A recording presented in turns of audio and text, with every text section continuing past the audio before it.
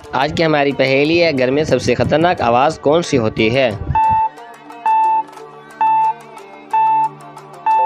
جواب ہے جب کوئی فریج کھولتا ہے تو اندر سے آواز آتی ہے کہ اس گوشت کو ہاتھ مت لگانا، یہ مہمانوں کے لیے رکھا ہے۔ کیا آپ اس پہیلی کا جواب دے سکتے ہیں؟ 3 دروازے ہیں، تم کون سا دروازہ کھولو گے اور کیوں؟ آپ نے اس پہیلی کا کمنٹ میں لازمی جواب دینا ہے۔ اچھا چلیں بتائیں، عید پر سب کیا لیتے ہیں مگر واپس نہیں کرتے؟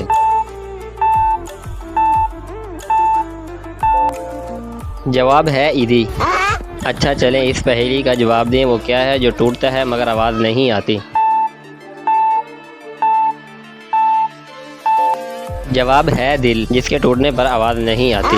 چلیں اس پہیلی کا جواب دیں، عید پر سب سے مشہور جانور کون سا ہوتا ہے؟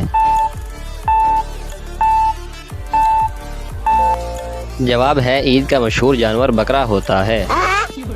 اگلی پہیلی ہے، وہ کیا ہے جو صاف کرو تو اور کالا ہو جاتا ہے؟